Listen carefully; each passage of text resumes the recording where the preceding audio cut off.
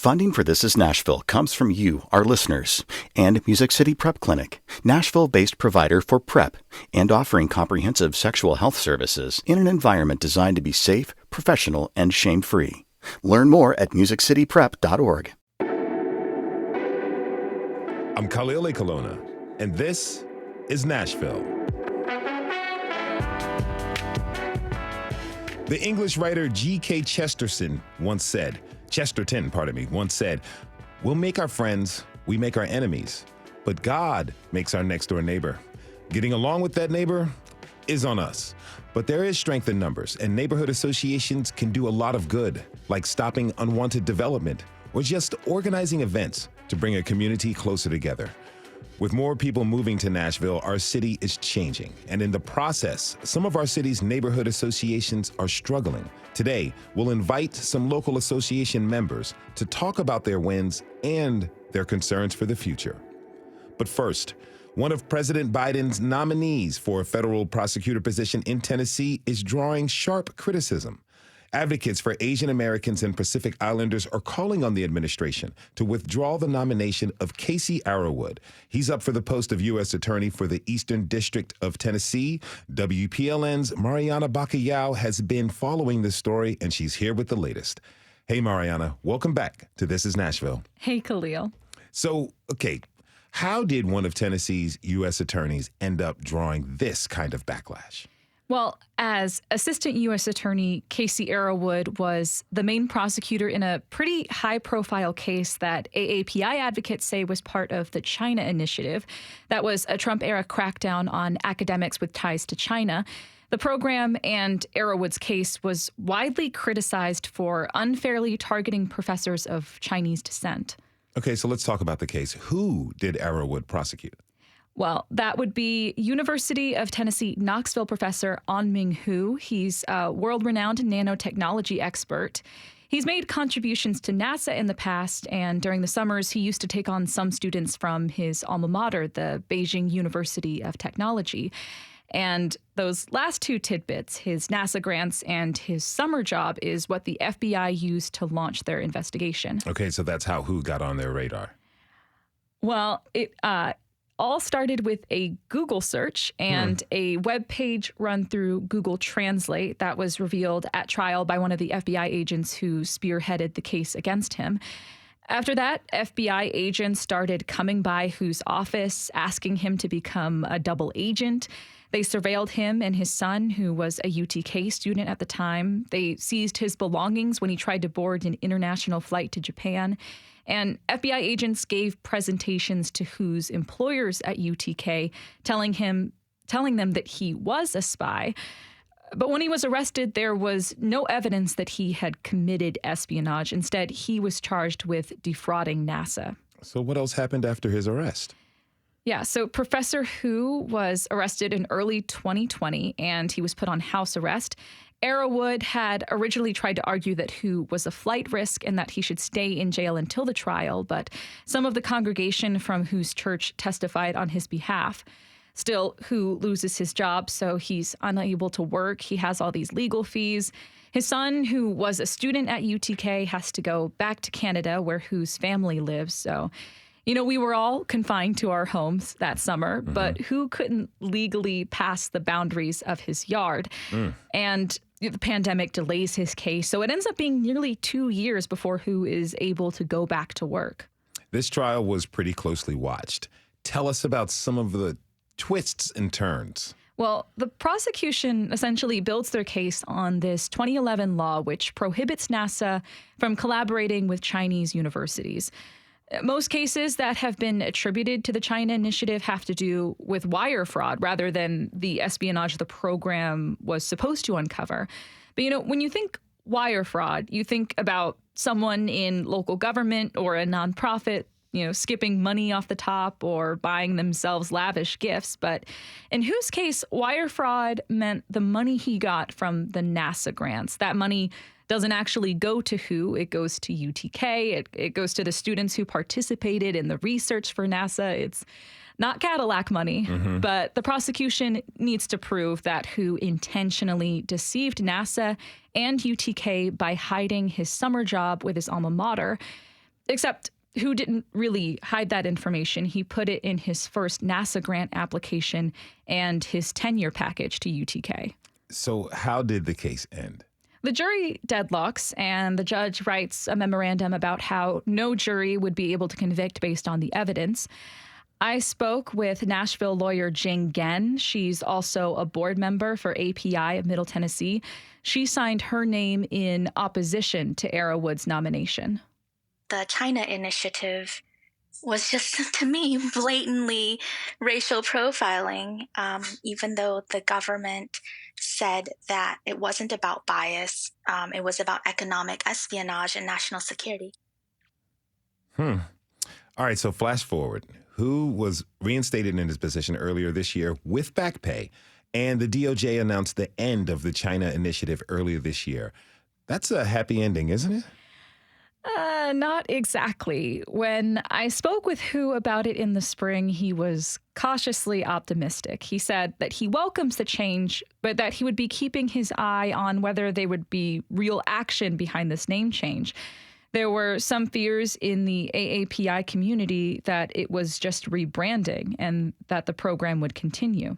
Well, tell us about the reaction once Biden's nomination of Arrowwood went public and how his administration responded. How have they responded since? Well, Hu wrote a letter to the Biden administration first, sort of rehashing everything that happened to him during the trial. And AAPI groups around the country then sent their own letter in support of Hu. Now, there hasn't been any official announcement, but Hu tells me that staffers with the Biden administration did reach out to him to hear his story. And he shared with me a similar sentiment from the last time we spoke. But I asked them to take action. So that if we don't really learn the lessons, if we really not change, similar case could happen and will damage the long-term the history of this country. And Hu sort of touches on another criticism here that his case and others like it damage America's reputation in the global scientific community. Wow. So what's next? The Biden administration could withdraw their nomination. The Senate could choose to pause the vote until Arrowwood has been investigated for Hu's trial. That's what AAPI advocacy groups called for in their letter. Or Arrowwood could be confirmed without support from the AAPI community. You know, Tennessee's own Marsha Blackburn is on the Senate Judiciary Committee that votes on Arrowwood's nomination. Her office, along with Biden's, did not respond to my request for comment, and Arrowwood's declined to comment. But Blackburn has been a vocal supporter of the China initiative. Now, there's no date set for that vote yet, so we're still waiting. That was WPLN's Mariana Bacallao. You can read her full story at WPLN.org. Mariana, thanks for coming on to the show, and thanks for your reporting. Thanks for having me. We have to take a short break. When we come back, we'll talk with a few members of our city's neighborhood associations and hear what they're up to. Are you a part of a neighborhood association? Do you want to join one? Yeah. Tweet us at This Is Nashville. We'll be right back.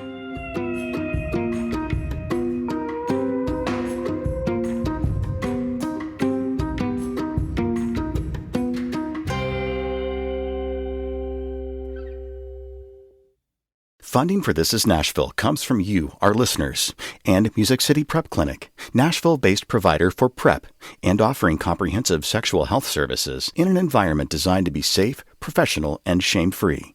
Learn more at musiccityprep.org.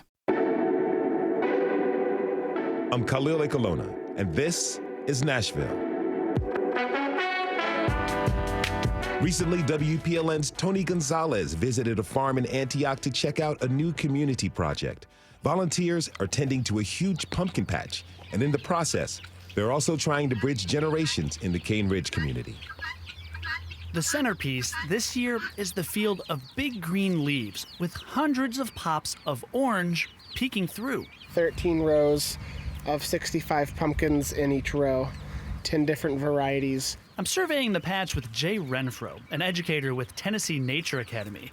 His crew of student volunteers have already harvested hundreds of tiny white pumpkins, some pale green ones, and those bright red Cinderellas. But there's one huge one, bigger than a beanbag chair, that's still getting as much time as possible on the vine. I could see that orange glow from the street. How big is that pumpkin? Any ballpark idea? So the seeds are from the Guinness Book World Record holder, so ours is gonna maybe break 500 pounds would be nice, but that's still a really big pumpkin. I can sit on it with my complete weight. My goal is to get it big enough to hollow out to be able to use as a boat. That's my aspiration. One of his students is Fran Paul Lobo, a Cane Ridge High School senior. He's been tending these fields for months and has his own theory about that giant one. Every day we always go over there and, give it a little tap. That's definitely what's making it bigger. I love tap. There is a rich farming history in this area, and also many newcomers in what is one of the state's most diverse zip codes. There also used to be a pumpkin patch nearby until that land got developed. What's important to know is that farmers, when they pass and the farm gets developed, sometimes the traditions just disband and discontinue, and it really is up to us to create the next generation's memories and experiences. One of the reasons this is possible is help from the local neighborhood association, the Cane Ridge Community Club. They helped find this open farmland, and they've spread the word about the project. It's really been a shared purpose that a lot of folks have gotten behind, because I know at least my generation, they don't want to just get together for a meeting just to get together. But if you're getting together to come to a fall festival, that's fun. Or if you're getting together to solve some sort of problem with a developer, that's a purpose that you have together. So that may be one reason why the Cane Ridge Community Club is still active, is because there are a few shared purposes, even if it's just the community trying to fight developers. That came to us from WPLN Special Projects Editor, Tony Gonzalez. Joining me now is someone who knows all about the work neighborhood associations do. Twana Chick is president of the Cane Ridge Community Club and has been involved with them since 2015. Twana, welcome to This is Nashville.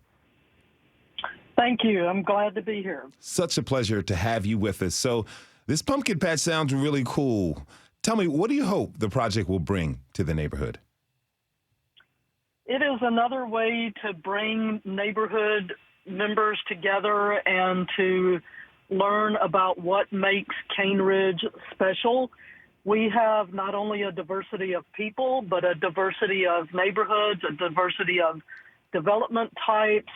And the more we learn about one another, the stronger our community becomes and the safer we all become.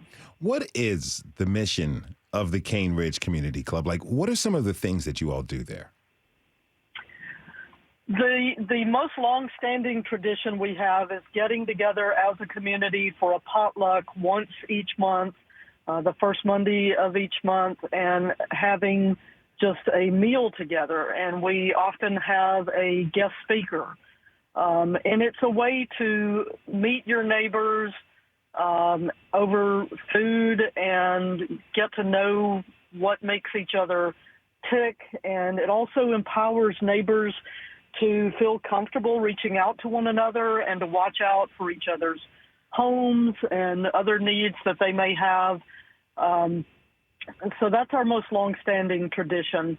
Other things that we get together around include trying to make sure that reasonable development happens so that everyone's needs are met, both the community and the developers. Now, tell me, in what ways has the CRCC been successful in preserving the community? One example is a development that is in progress down near Old Franklin and Cane Ridge Road, and they ended up preserving something like 50% of the property and are developing walking trails and pathways around some existing bodies of water that will be open to the community to utilize. So they developed a much smaller footprint in exchange for some reasonableness on other aspects of their development that worked well for them. And so both the community benefited and the developer benefited. How do you think that partnership works? What ways do you think it works? Communication, hearing one another, We have a set of standards called the Cane Ridge Community Resource Declaration that the community members adopted several years ago. And so we use that as our guiding document. And we also have a set of building standards that we review with the developers. And there has to be a lot of give and take. It's definitely communication. Sometimes there's frustration. But we work through those things and try to hear one another and try to find outcomes that work as well as possible for everyone involved. Now, my next guest helps groups like the CRCC organize. Jim Hawk is president of Neighbor to Neighbor, a nonprofit that works and trains neighborhood leaders all across Nashville. Jim, thanks for being with us, and welcome to This is Nashville. It's good to be here, Khalil. Thank you. Now, we heard about some successes from Tawana. What other kind of work do neighborhood associations do? Whatever you can imagine that happens in neighborhoods, there are neighbors working to address the issues or try to improve their neighborhoods. So, for instance, we have Parkwood neighborhood in District 3 that's really working on litter issues and helping their residents to understand that they are owners in the community.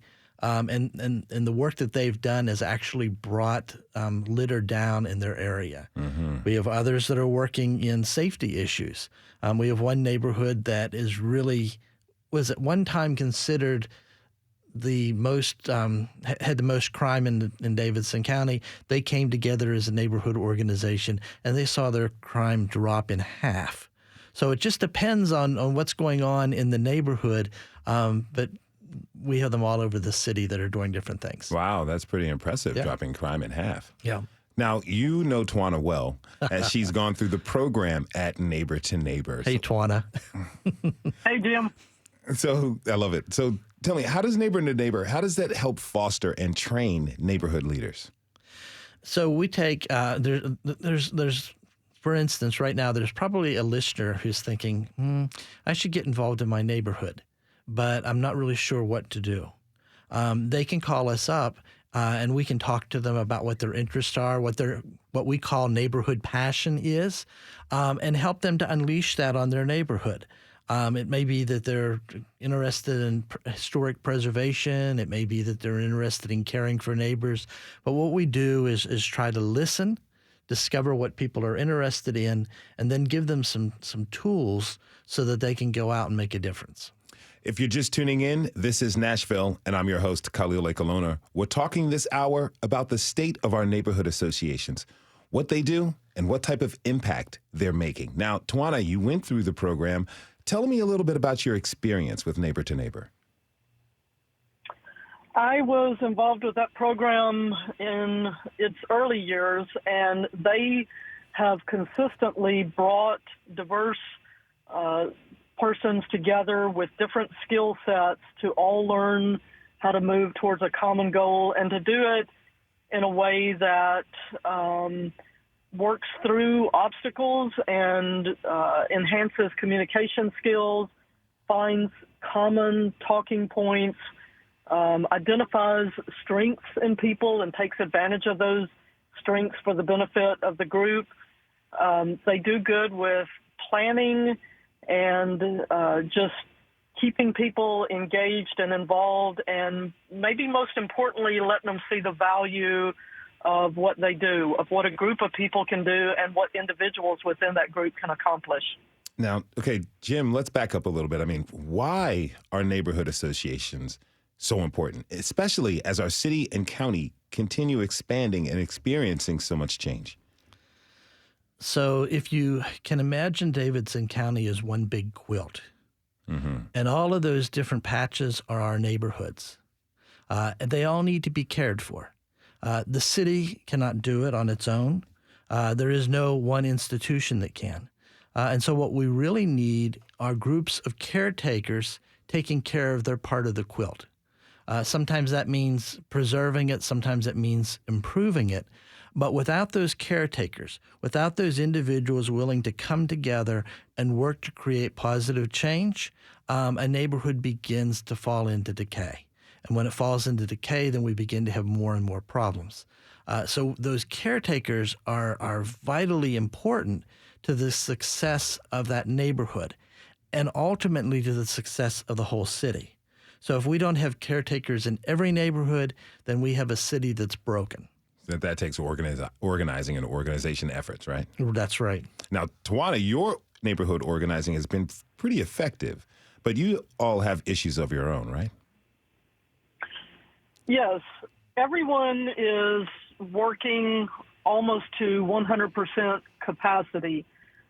Technology has allowed us to do more multitasking than perhaps is sustainable. So everyone is just working to their max, and we continue to experience growth, and so that means there is simply more to do. There are more projects to try to keep up with, more developments coming in. Cane Ridge is spread across 3 council districts, so we're trying to keep up with 3 different council members and the projects that are brought to them.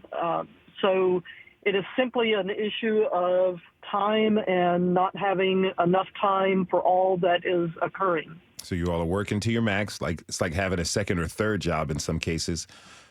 Have you been able to recruit new members to help distribute the load?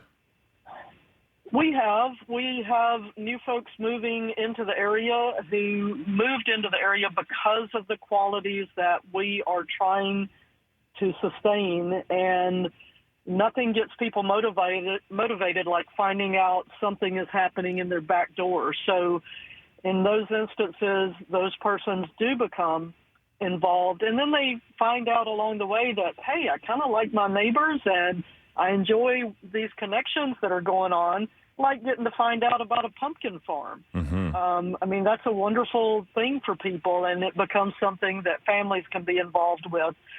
So we are able to recruit a few new folks, not as many perhaps as we would like, but again, that goes back to everyone has very full plates.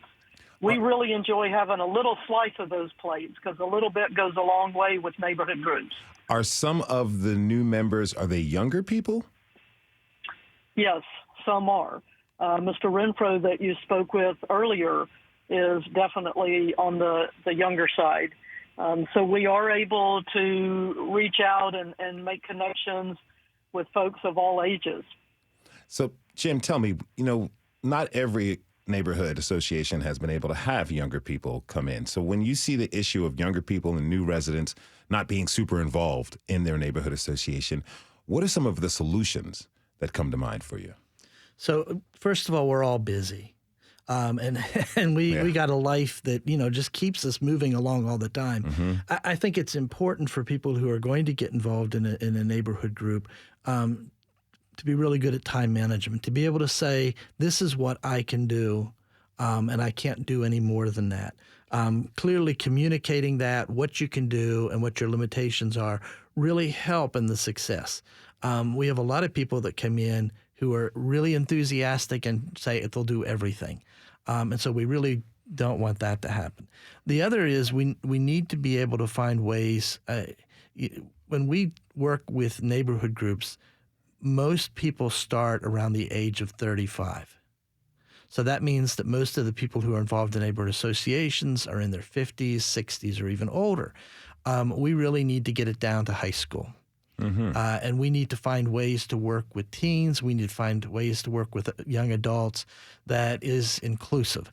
And one of the key things that the gentleman said in that pumpkin field interview was, I don't want to go to meetings just to go to meetings, right? If we're going to engage that group, we have to engage them in the issues that they're interested in, and they really do have to be issues and not just, hey, let's get together type thing. Mm-hmm. Yeah. Now, Tawana, tell me, what do you think all of this says about Nashville and its priorities?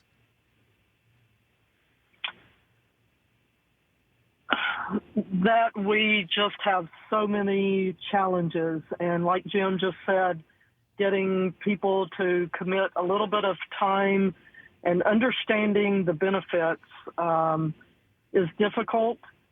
The challenges are for the entire county. It's not just Cane Ridge. It's Jolton, it's Bellevue, it's Old Hickory. Every side is experiencing this rapid growth. But if we don't take the time to be involved in our community organizations and make our voice heard, then we do risk losing what makes Nashville so attractive to all these multitudes of people living here. And just like I mentioned a moment ago, we have 3 council members in our area, and they can't keep up with everything. They also are pretty dependent on neighborhood organizations to provide some feedback to them so that they know what the 10,000 or so people that they represent are experiencing and feeling and needing and hopeful for. So it's a way of having a voice that is unique and positive and good for everyone. That was Twana Chick, president of the Cane Ridge Community Club. Twana, thanks so much for being on the show today. You're welcome. Thank you. We have to take a short break. When we come back, we'll look into more of the challenges that our neighborhood groups are facing and how some of those challenges can be solved. What challenges are you facing in your neighborhood? How are you meeting them? Tweet us at This Is Nashville. We'll be right back.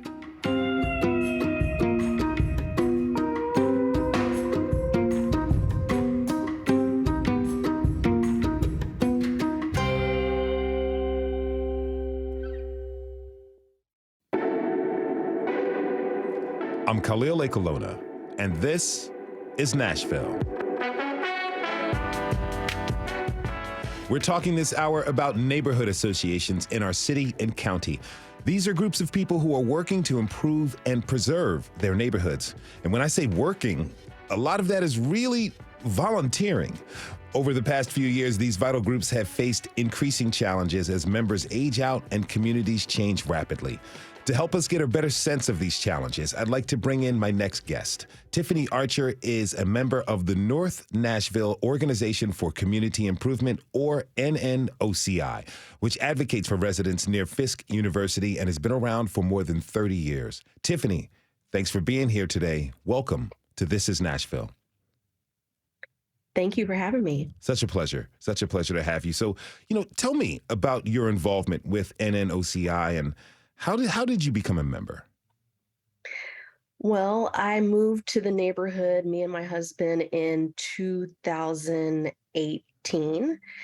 And we were really looking for how to become more active and involved in our community. There was election season was going on at that time. And when we went to some of the community forums, we met some community members who stated, oh, there's a community organization right there in your neighborhood, NNOCI, you guys should join. They gave us the contact information and we didn't think twice. We joined and have been active members ever since. How were you welcomed to the group?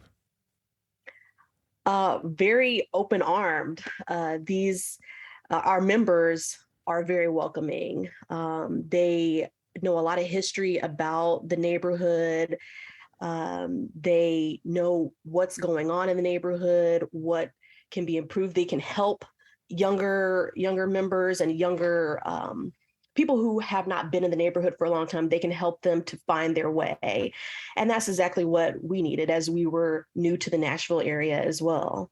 From what I understand, you are one of the younger members of the group, right? Yes. So does that so-called generation gap, does that cause any difficulty?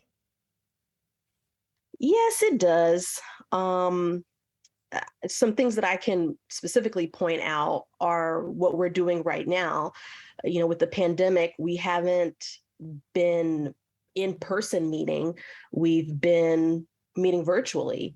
And for instance, computer literacy and that kind of thing is also kind of a generational it's like, well, can I call in? When are we going to meet again? Because they don't really have that. And then also just the way of looking at our neighborhood has changed. Some of these members, they live in the neighborhood for 30, 40, 50 years. They don't, to embrace all of the changes and how quickly things are going, it's probably a little bit more hesitant on their behalf just because they've had this be a constant for them for so long. And now, old houses are being torn down and new things are being built right before their eyes. Now, talk to me about that development. Is that a fear that older residents are having about the neighborhood with so much development happening? Yes, it is. In an OCI, our boundary area, what is unique to us and to some other neighborhoods in Nashville is that we do have a historical overlay. So really, when it comes to zoning, the city has allowed for single family homes to be the predominance. So when we look at these big pieces of land that are in our neighborhood, like there's some bigger pieces of land in our boundaries that are closer to TSU, and big developers want to come in and do a wide variety of things. And it's like, whoa, wait a minute.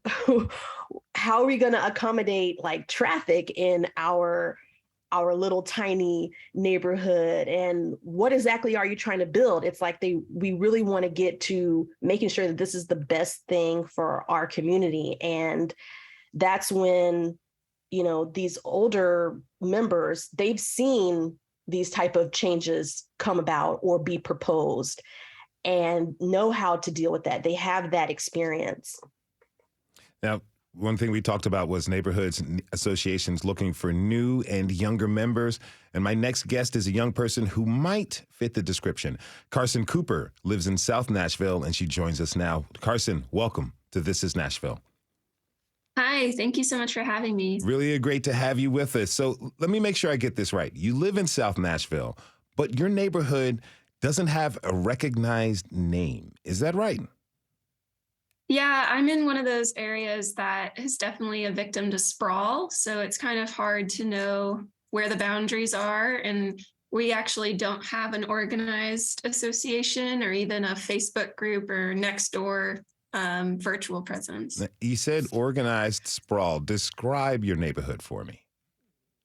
So we have, we're right off of Nolensville Pike, which is, spread out, car focused arterial. And so my neighborhood being just adjacent to that, we actually don't have any sidewalks. Some of the streets don't have streetlights.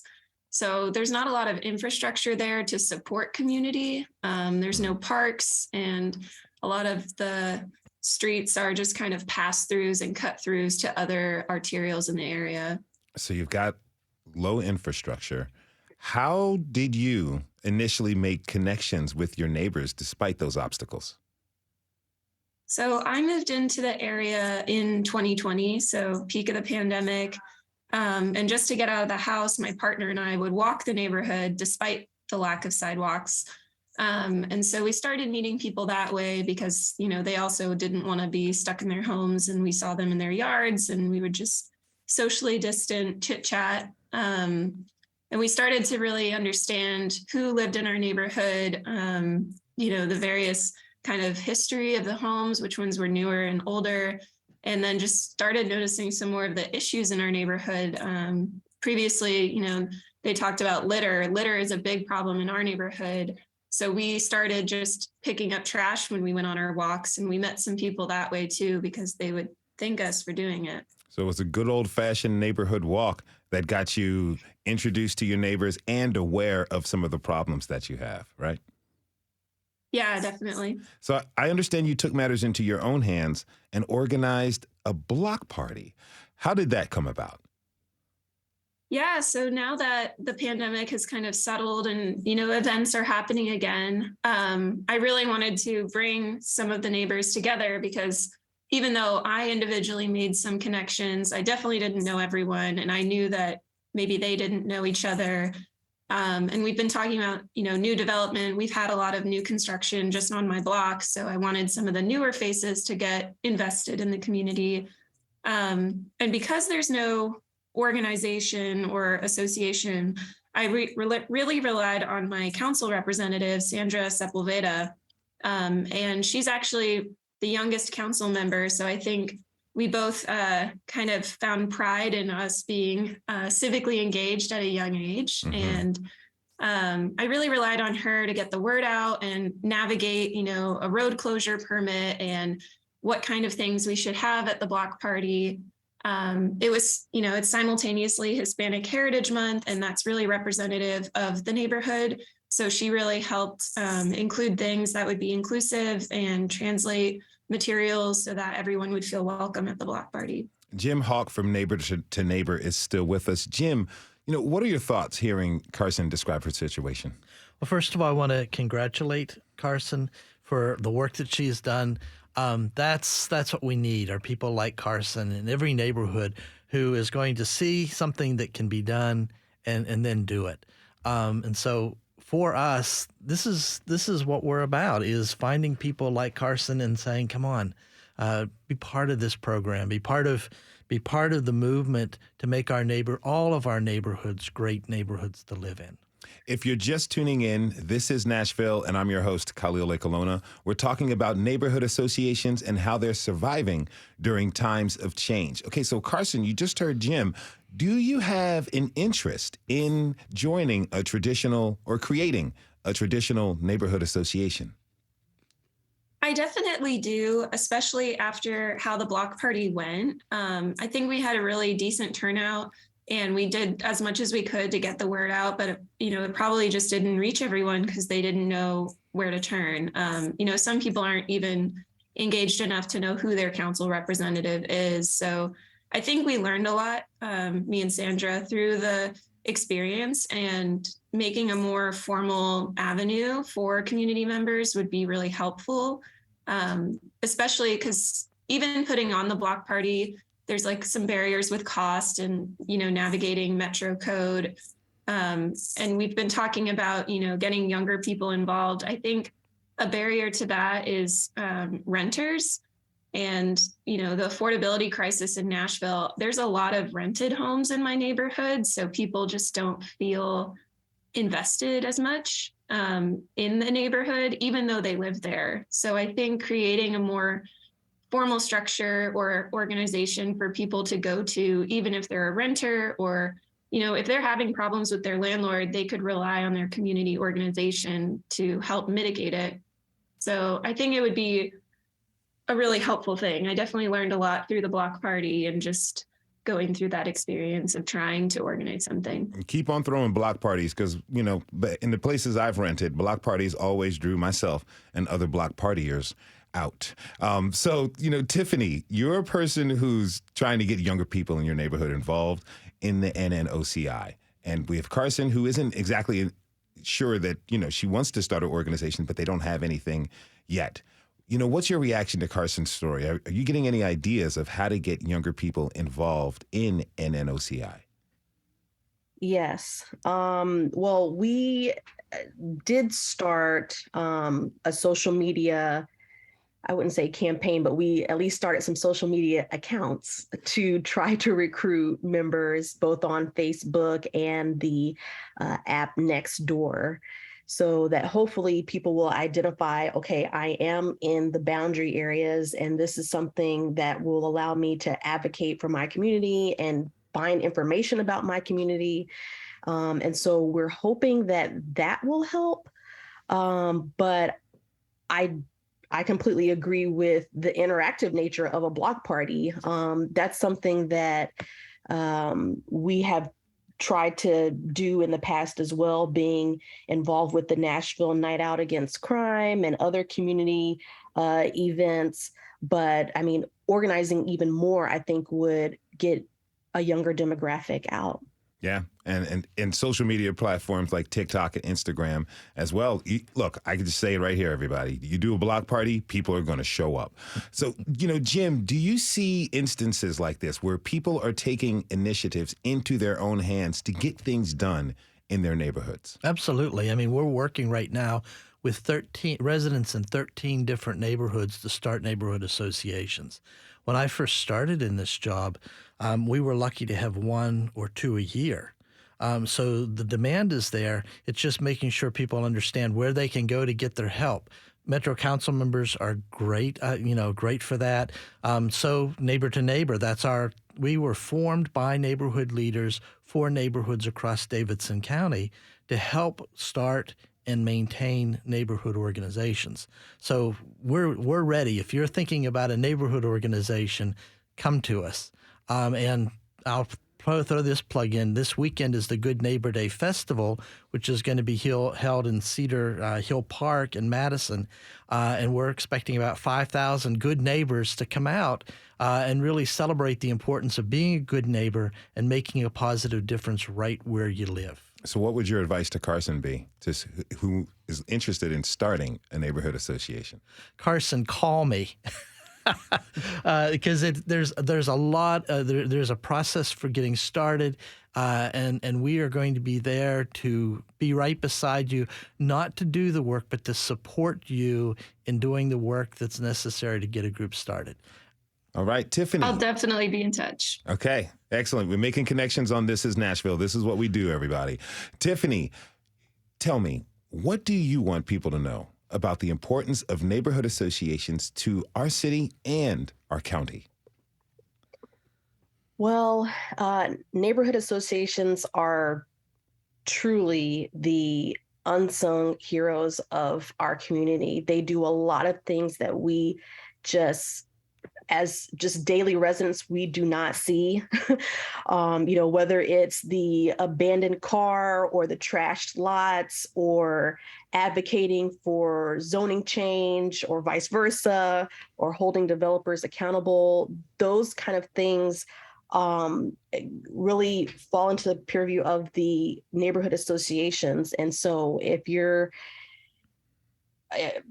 looking in your neighborhood for one and you don't see one, just like Carson, consider starting one, or at least if there is one, join and, just make your community better. That's what neighborhood associations are all about. For homeowners and renters alike. Yes. That is Tiffany Archer of the North Nashville Organization for Community Improvement. She was joined by South Nashville resident Carson Cooper and Jim Hawk, president of Neighbor to Neighbor. Thanks to you all for being with us today. Really appreciate it.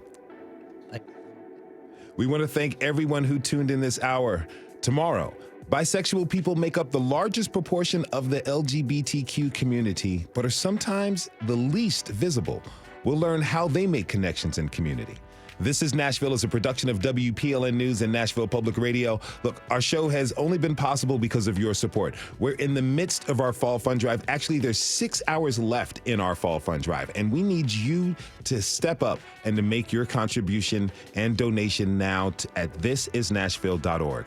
And while you're there, you can listen back to all of your favorite episodes of the show. Our producers are Steve Harouche and Rose Gilbert and Mr. Tony Gonzalez.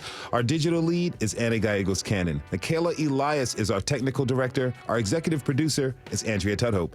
The masterminds behind our theme music are Larange and Namir Blade. Special thanks to our digital producer this week, Cindy Abrams. The conversation doesn't end here. Tweet us at This Is Nashville. I'm Khalil A. Colonna. We'll see you tomorrow, everybody. And be good to each other.